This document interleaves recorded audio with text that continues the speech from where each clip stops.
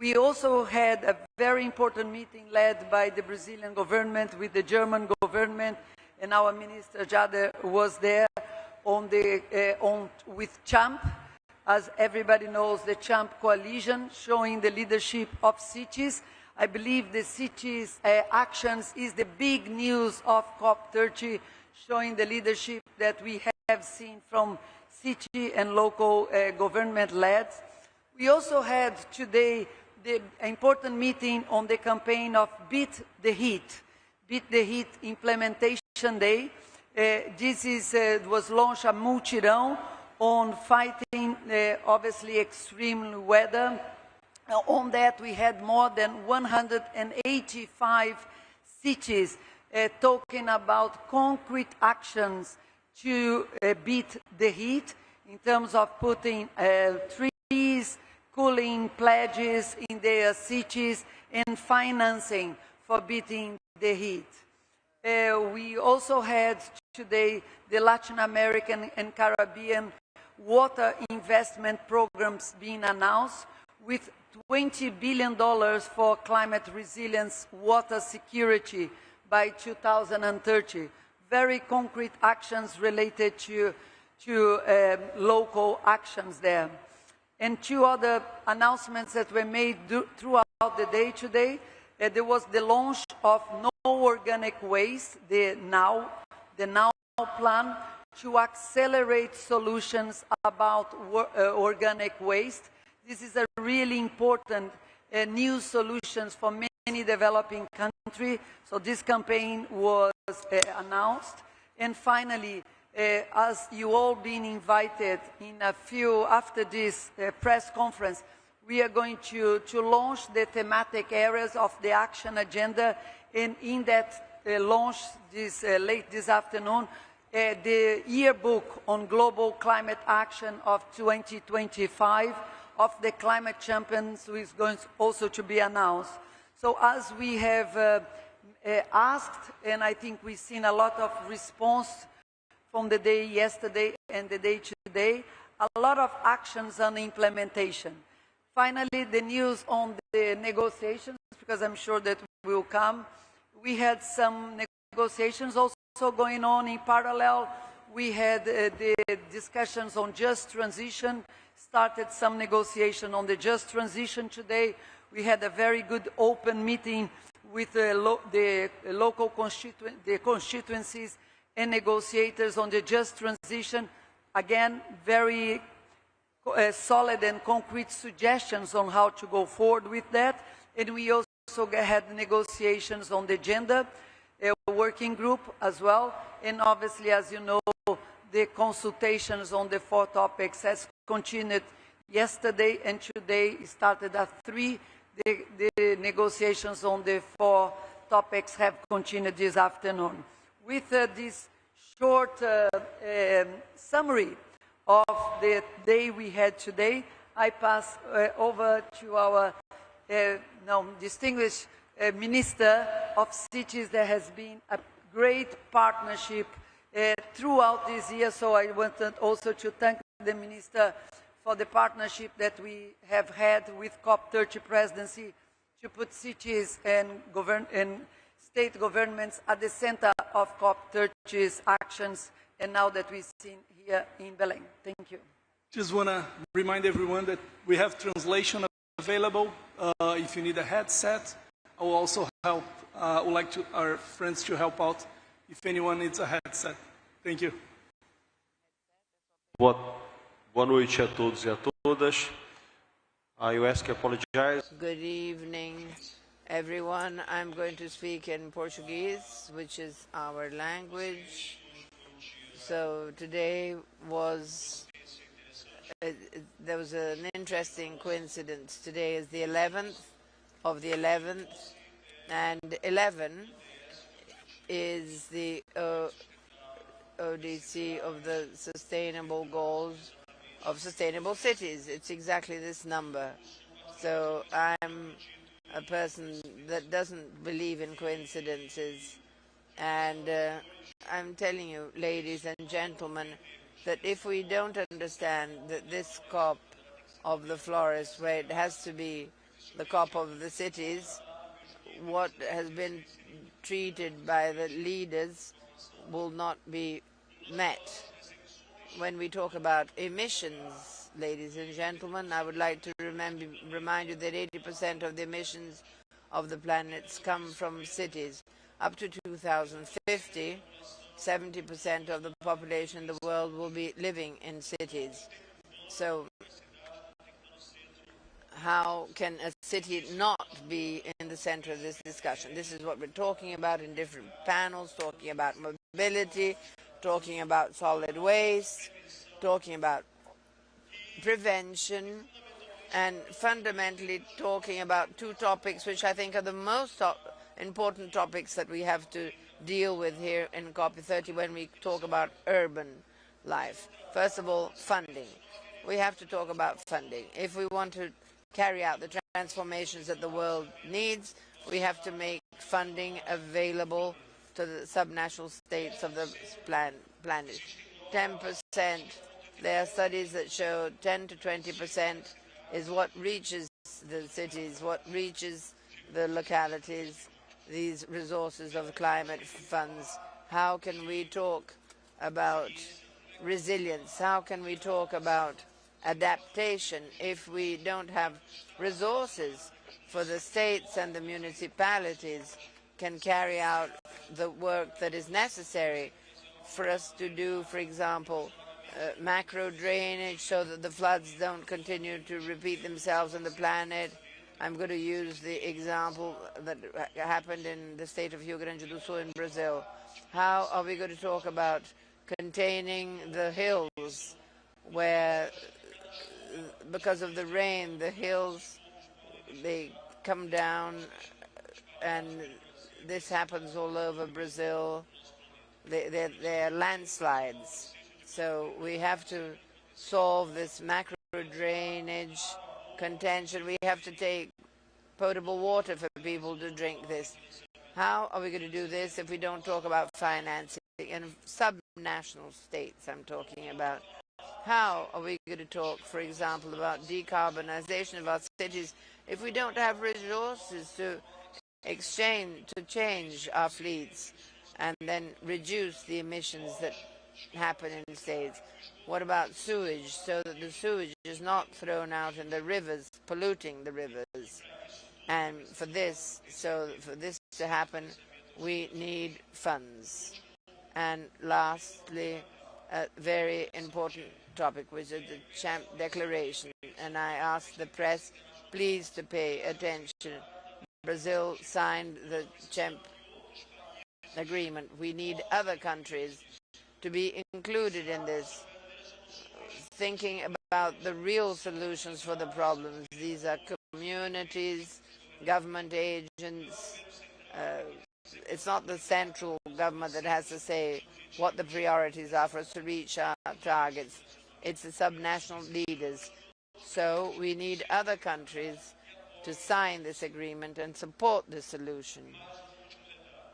A last detail. This, Toni, and I call you, and I call Ambassador André Correia do lado. This message has to be contained in the message of Belém. The more we strengthen the subnational leaders and their opinions, the faster we'll reach a solution for a better planet. Thank you very much for your attention. Agora nós vamos ouvir to address you as the mayor of Malmö, Sweden, and also as ICLE president on behalf of the local governments and municipal authorities, in short LGMA, into the UNFCCC process. As we gather here in Belém, we find ourselves in the face of the largest man-made global crisis ever. Climate change does not recognize borders, and we must confront this crisis together. Science is undeniable, and the evidence is all around us. Independently of what some of our national leaders or countries try to deny, climate change is happening, and it is increasingly affecting our communities, our economies, and our daily lives right now. The more than 3,000 IPCC scientists tells us that we are set to surpass the 1.5-degree threshold. Yet, and even as this reality sets in, global unity on the need for urgent action seems to be fragmenting. But I want to be clear, my message is not a message of fear, it's a message of hope. Because leaders like us here in Belém, we are stepping up to make a difference in the face of the climate emergency. We are here to say to the world that we are committed to create communities that will be better, that serve our people better, and that protect our planet better. By setting our sights on achieving carbon neutrality as soon as possible, aligned with or even faster than our national plans, we are charting a clear course towards a better and sustainable future for our communities. In my city, Malmö, we have an ambitious goal to become climate neutral already by 2030. To do so, we are teaming up with our business sectors, our citizens, and different organizations. We are building a new economy that is rooted in renewable energy and sustainable industries and new green jobs. Such a transformation opens opportunities for everyone. And we, in my city and cities globally, are eager to show that the only way to create a sustainable green transformation is to make sure that it's also inclusive and fair, that it's a process that leaves no one behind. And turning to the parties of the COP30, our demand is clear. We want a permanent mechanism in the UNFCCC process that allows for a standing dialogue with the LGMA constituency. Within the new NDC process, we want to be enabled to put forward on a global stage our actions, our offerings, but also our demands for resources to help implement the new national climate plans for the Paris Agreement. Domestically, we will continue to increase regular gathering of town hall COPs to discuss and prepare these issues and report to the UNFCCC. Thank you very much. Thank you. One of our guests is yet to arrive, but we will open up for questions from the media. A lot of our colleagues here are observers and have other roles. We'll prioritize the questions from journalists, so if you have a brown press badge, please feel free to raise your hand, and we'll take questions from the media now. Thank you.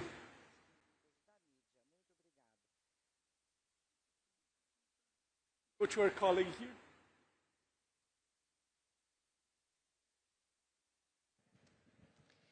Oi, meu nome é Adriele Farias, eu sou do... I'm Adriele Farias. My question goes to Ana. Ana, yesterday you commented that there's an official agenda for COP30. This is the first time in 4 years, and I would like to know what you consider as being most important among the topics that are being discussed and which is starting to be discussed today by the delegations. Thank you.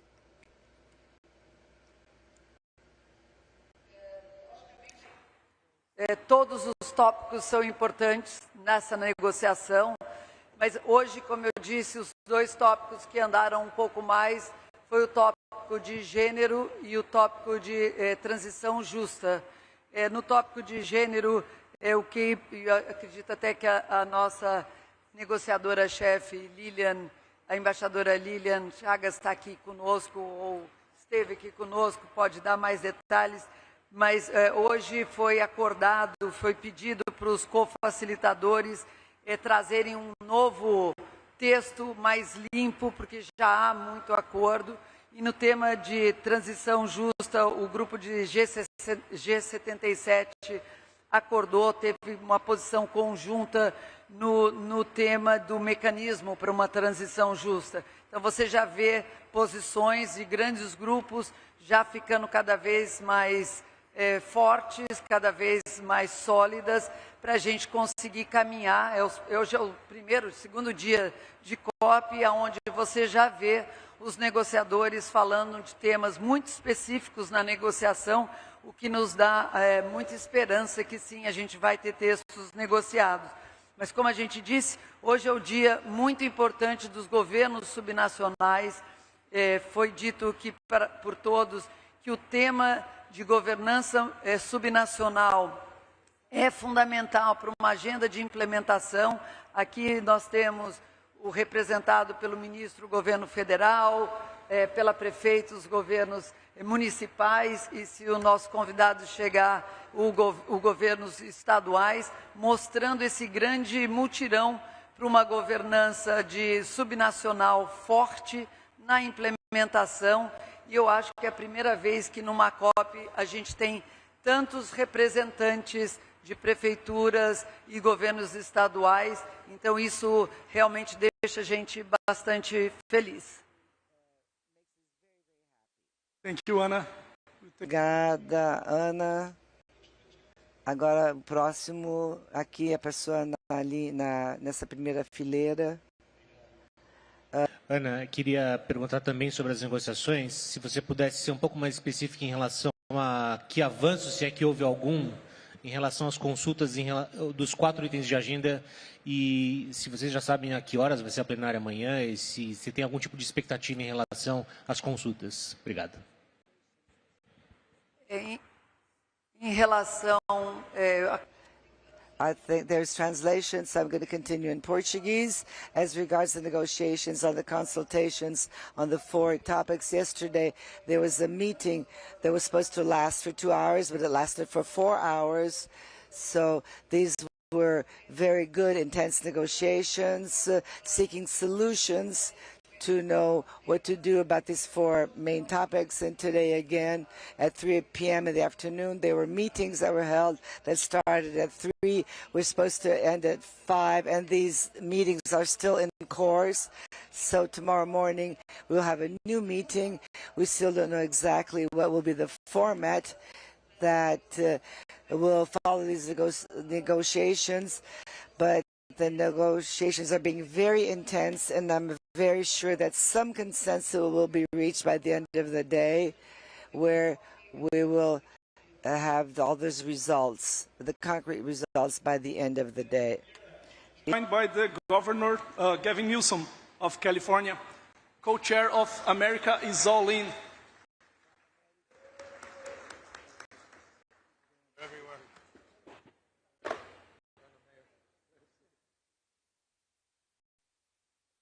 With that, we would open to the Governor for some initial remarks.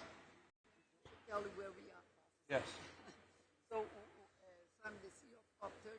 I already told them about what happened in the day today in terms of the subnational governance, all the topics that we had the minister talking from the perspective of the federal government. Now, thank you. Well, I come here with humility, coming from the United States. I'm very mindful that the Trump administration has abandoned any sense of duty, responsibility, or leadership as it relates to the issues that bring us all here together. It's an abomination. It's a disgrace. But rather than complaining about it, we're trying to do something about it. And if there's one thing that I want to emphasize to all of you, is the state of California has a very different state of mind. Has a different quality of imagination. California is a stable and reliable partner in low-carbon green growth, and will remain a stable and reliable partner in low-carbon green growth. I'm here because I don't want the United States of America to be a footnote at this conference. And I want you to know that we recognize our responsibility and we recognize our opportunity. California's modern environmental movement began in the 1960s. 1967, a gentleman by the name of Ronald Reagan, Governor Ronald Reagan, trying to address the issues of air quality in Southern California, established the California Air Resources Board. 3 years later, Richard Nixon, a Republican president, who established the Clean Air Act, the Clean Water Act, gave California unique authority to lead the nation in low-carbon green growth, and we have exercised that authority. California operates as the fourth largest economy in the world every day, with 2/3 of its energy sourced from clean energy. We have, over the course of this calendar year, 9 out of 10 days run at a portion of the day at 100% clean energy. And that's because of our very intentional policies that are nation-leading, including our Cap and Invest program that we just extended to 2045. So I point that as an aspect of contrast to what's going on in Washington, D.C. I don't want that to shape your perception of my country. We also recognize that climate risk is also financial risk. And increasingly, we are struggling as a nation with home building and access to mortgages because of the insurance crisis that has been induced and exacerbated because of climate change. I say that to reinforce the economic imperative to address from a cost of living perspective the importance of changing the way we produce and consume energy. Final point. I'm not naive about our biggest competitor in the United States of America. And I say this not with a closed fist, but my eyes wide open. As an American, I respect and admire what China is doing at scale as it relates to supply chains and manufacturing. And the United States of America better wake up to that. Our legacy automobile manufacturers better wake up to that. This is not about electric power. This is about economic power. And we in the state of California are not going to cede that race to China. We're going to compete in that market. And I think one of the great abdications, final point, is the own goal of a President of the United States who simply doesn't understand how enthusiastic President Xi is today, that the Trump administration is nowhere to be found at COP30 today. Thank you. We'll continue to take a few questions from the media. If you're interested, please raise your hand.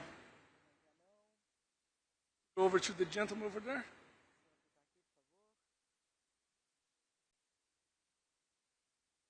Oh, yes. Thank you. James Fahn from Internews' Earth Journalism Network and the Climate Change Media Partnership. I'm also from California, Governor Newsom, and our state, here we go, right here. There you are. Yeah. Our state is home to social media firms and AI companies that, of course, power our economy, but they're also spreading climate disinformation and causing a surge in electricity demand. What do you think we should do, if anything, about that?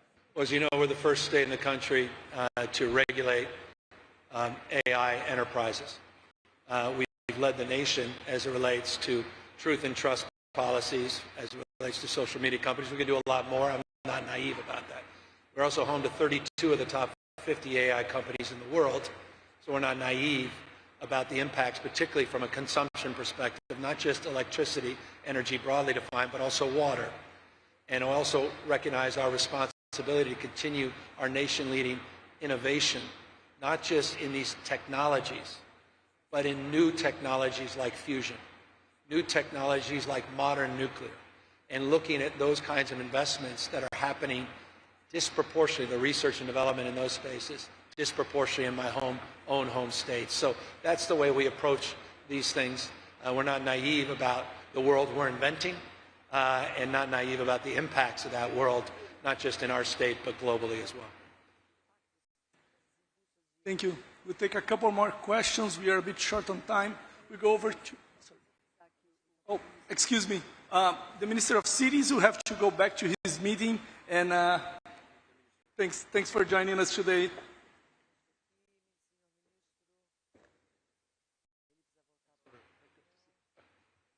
Thank you. We go over there to the second row, please. The lady in white. Second row, third, fourth from the left. Governor Somini Sengupta from the New York Times. You have said a couple of times that you want to reframe climate action as an economic issue. How should Democrats in the United States be talking about climate change? Because when they tried to talk about climate change in the last presidential election, it was one of the issues, among others, that did not seem to resonate with voters. Well, that's why I said it's not about electric power, it's about economic power. I think we have to reframe it as a cost of living issue.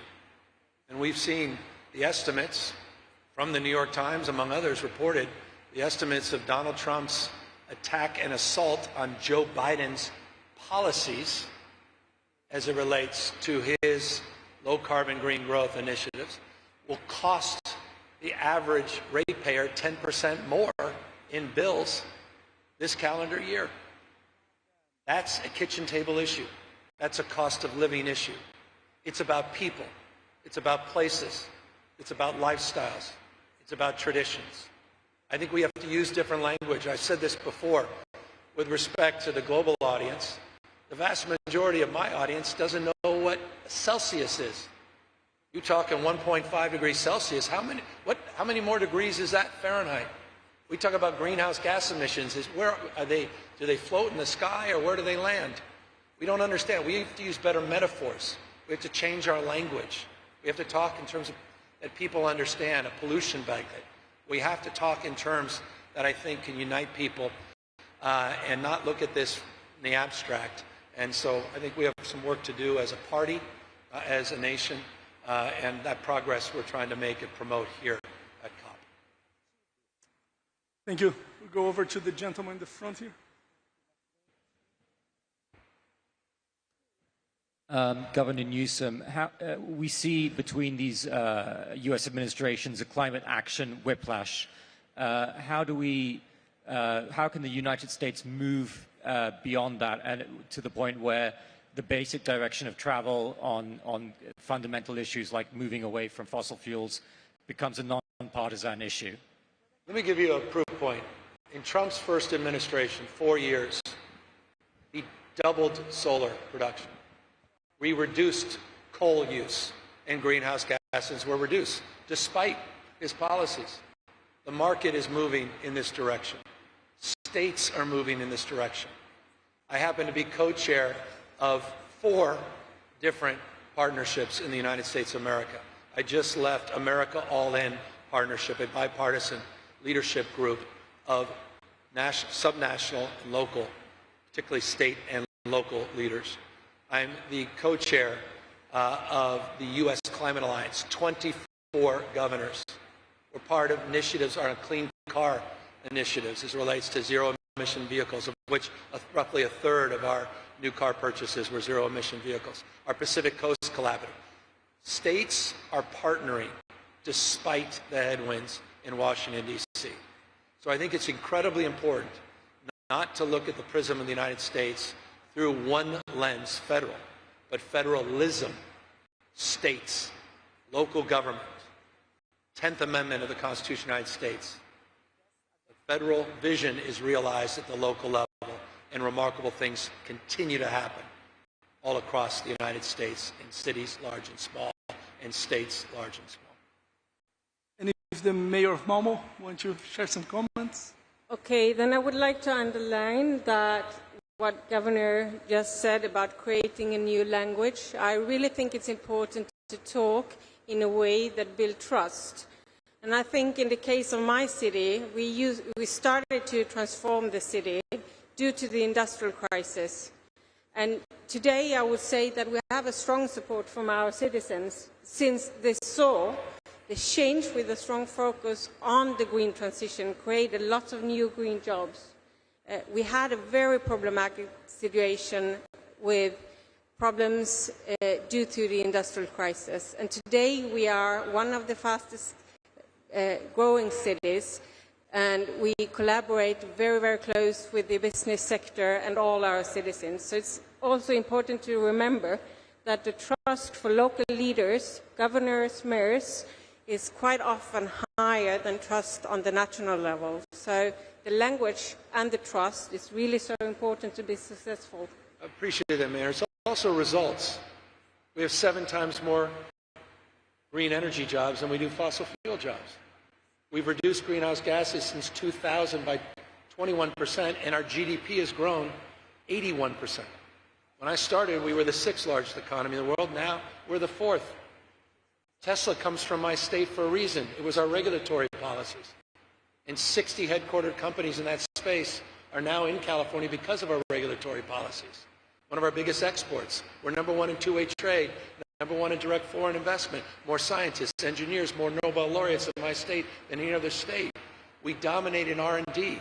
China, Germany, and California, in that order. Research and development. So it's an economic imperative that's producing results, but trust is the coin of the realm. Well stated. Thank you. I have a gentleman in the front here.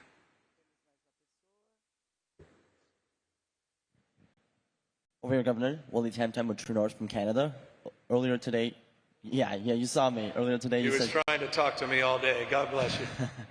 Earlier today you said Canada was your favorite neighbor, and of course California seems to be at lockstep when it comes to a lot of environmental policies with Canada, specifically on the EV electrical vehicle mandate. Both country and state have the 2035 goal of 100% new sales being electric. I want to ask you about carbon pricing, or specifically a carbon tax. Do you, as the governor of California, support a carbon taxing system in your state, and do you think it should be implemented like it was in Canada across the country in America? We just 2 weeks ago, we extended our cap and invest program to 2045. By the way, we have a relationship with Quebec in relationship to that carbon market. Just extended it. So we've chosen that path as it relates to cap and trade, cap and invest. As it relates to the merits and demerits on carbon taxes, we can debate that perhaps in a separate place, in a separate forum. But California's approach, low carbon fuel standards and cap and trade, are the backbone of our transition. Final point. I initiated the first in the nation zero emission vehicle mandate by 2035.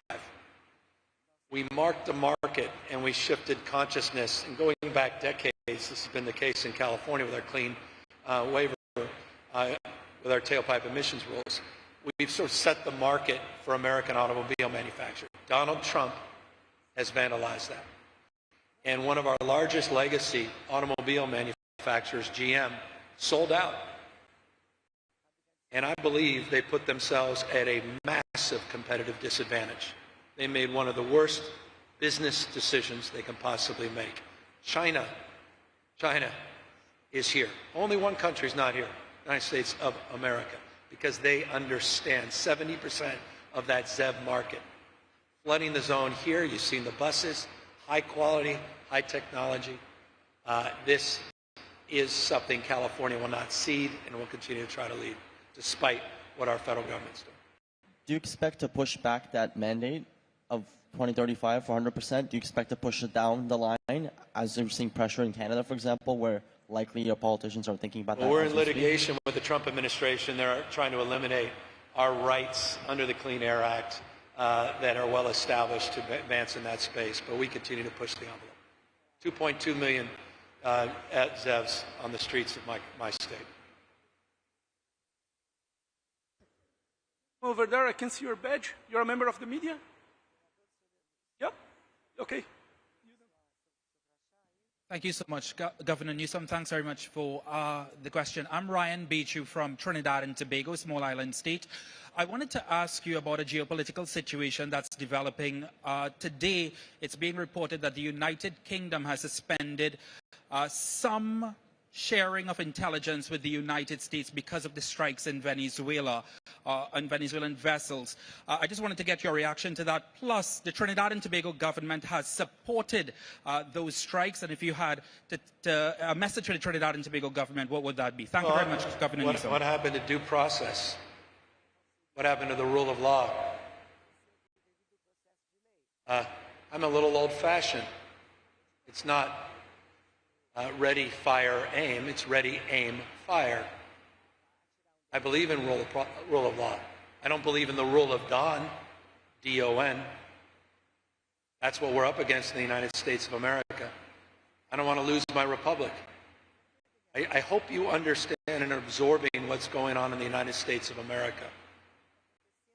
Donald Trump does not believe what our founding fathers believed, in co-equal branches of government. He does not believe in popular sovereignty. He does not believe in a system of checks and balances. We have a supine Congress that is checked out. We have a rule of law that I said increasingly appears to be the rule of Don. Our politics needs to change, and I hope our international partners understand that. It's chilling to me to see those scenes of the United States of America blowing up boats with no transparency, no advise and consent with the United States Congress, the representatives of my country, with briefings that are laughable that members of Congress, both the House and the Senate, including Republicans, have criticized. If you can't criticize that, what the hell can you criticize? Think about that. He's now talking about land opportunities. The United States of America, this is our country. It should be a model for the rest of the world. And so we're calling that out. Forgive me, I know I'm on a global stage and maybe in politic, forgive me. But this is a precious moment in our republic, and I feel it needs to be called out. Thank you. We're close to time, so we'll take one last question here, please. In the front. Thank you. Hi there, it's Toni Wells from BBC News. Governor Newsom, it's been reported today that the Trump administration plans to allow new oil and gas drilling off the coast of California. Have you been briefed on these plans, and how specifically do you plan to respond? And if I may as well, what's your reaction to Donald Trump threatening to sue the world's biggest broadcaster, BBC News, for $1 billion? Well, he also requested $1 billion from fossil fuel interests for his campaign for president.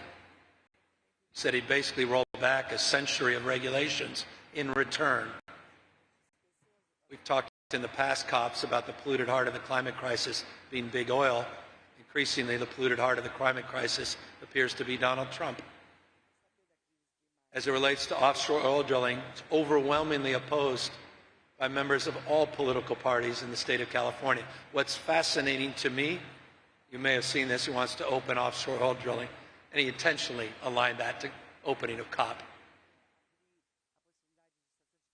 Well, he's weakness, by the way, masquerading as strength. That's all that was. But the answer to your question, forgive the long-winded, it's dead on arrival. Dead on arrival. And I also think it remarkable that he didn't promote it in his backyard at Mar-a-Lago. He didn't promote it off the coast of Florida. That says everything about Donald Trump. Thank you. Forgive me. Ms. Catherine, if you want to share any final thoughts. Mayor, why don't you, what are your positions on offshore drilling in California? Getting close to time here. I think we're running out of time, but I think it's so important to see that cities all over the world, even though the nation and national leaders are backing down, actually are stepping up. I think it's so important to see that we can't rely on the NDCs. We know that we have to do the job for our citizens, the security and safety of our citizens, and also the planet. We have seen so many times that when national leaders are stepping down, the commitment to our global organization is growing. Mayors, governors all over are really stepping up. And I would like to just as a final thing here, say that I really, really wish these negotiations to be successful in including multi-level governance to create a new era of multi-level governance to make sure that we are able to deliver, because we know what has to be done and we are ready to deliver, and with a stronger support from our national leaders we will do the job. So thank you. Well said. Thank you. Anna? I just wanted to reinforce and thank everybody for coming again. We'll have another one tomorrow, but I think the day today show the leadership of subnational government, the state level government, the cities, and that's exactly what we need in terms of implementation. We need to go ahead empowering cities and state governors to do the job of accelerating implementation. So thank you so much for the examples you brought. Thank you. Thank you. Thank you. I'd like to thank you everyone who joined. Thanks for your interest.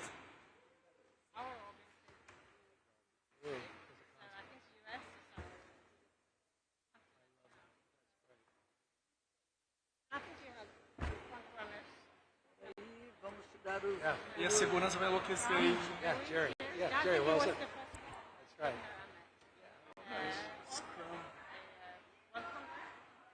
Yeah. Yeah. No, that's... We're working on it. Thank you so much. Sorry for being so pointed. Thank you for Trouble. Thank you so much. I go back tomorrow from time to time because there was an exchange too.